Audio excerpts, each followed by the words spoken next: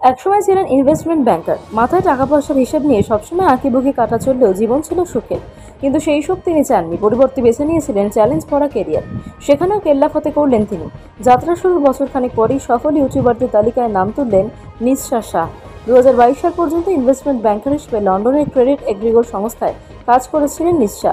সংস্থার সহযোগী ডিরেক্টর পদে কর্মরত ছিলেন তিনি। ক্রেডিট এডিগোলের সংস্থায় বেতন হিসেবে বার্ষিক $2,56,000 পেতেন তিনি, যা ভারতীয় মুদ্রায় প্রায় 2 কোটি টাকারও বেশি। বিদেশে চাকরি, ডলারে 6 অঙ্কের বেতন, বাড়ি গাড়ি, সুখী হতে আর কি লাগে। এত টাকা রোজগার করা সত্ত্বেও মনে মনে খুশি হতে পারছিলেন না নিসা। চাইছিলেন অন্য কিছু করতে। তাই পাশাপাশি একটি ইউটিউব চ্যানেল খুলে ফেলেন নিসা। তার চ্যানেলে বিনিয়োগ সংক্রান্ত তথ্য ভাগ করতে শুরু করেন তিনি। কোথায় বিনিয়োগ করলে লাভ হবে তা নিয়েও কথা বলতে শুরু করেন। ইনভেস্টমেন্ট ব্যাংকার হিসেবে তার জীবন সম্পর্কে একটি ভিডিও ভাইরাল হয়ে যায়। দ্রুত সাবস্ক্রাইবারের সংখ্যা পৌঁছায় 50,000-এ।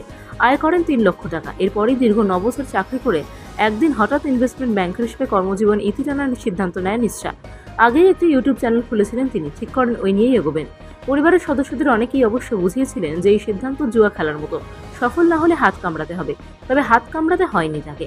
1 বছরের কিছু বেশি সময়ই সাফল্য আসে। ইউটিউবে একাধিক কোর্স, পণ্য বিক্রি করে, কর্পোরেট আলোচনা করে এবং বিভিন্ন সংস্থার সঙ্গে অংশীদারিত্বের মাধ্যমে 1 বছরে 8 কোটিরও বেশি উপার্জন করেছেন নিসা। অর্থাৎ তিনি যা বেতন পেতেন তার প্রায় 4 গুণ বেশি।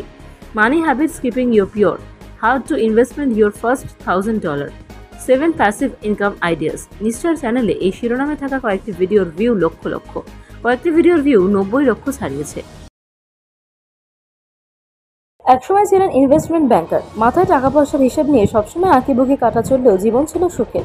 কিন্তু সেই সুখ তিনি চাননি, পরিবর্তে বেছে নিয়েছিলেন চ্যালেঞ্জ ভরা কেরিয়ার। সেখানেও কেল্লাফতে করলেন তিনি। যাত্রা শুরুর বছরখানেক পরেই সফল ইউটিউবারদের তালিকায় নাম তুললেন নিসা শাহ। 2022 সাল পর্যন্ত ইনভেস্টমেন্ট ব্যাংকার হিসেবে লন্ডনের ক্রেডিট এগ্রিগোর সংস্থায় কাজ করেছিলেন নিসা। সংস্থার সহযোগী ডিরেক্টর পদে কর্মরত ছিলেন তিনি। ক্রেডিট এডিগোলের সংস্থায় বেতন হিসেবে বার্ষিক $2,56,000 পেতেন তিনি, যা ভারতীয় মুদ্রায় প্রায় 2 কোটি টাকারও বেশি। বিদেশে চাকরি, ডলারে 6 অঙ্কের বেতন, বাড়ি গাড়ি, সুখী হতে আর কি লাগে। এত টাকা রোজগার করা সত্ত্বেও মনে মনে খুশি হতে পারছিলেন না নিসা। চাইছিলেন অন্য কিছু করতে। তাই পাশাপাশি একটি ইউটিউব চ্যানেল খুলে ফেলেন নিসা। তার চ্যানেলে বিনিয়োগ সংক্রান্ত তথ্য ভাগ করতে শুরু করেন তিনি।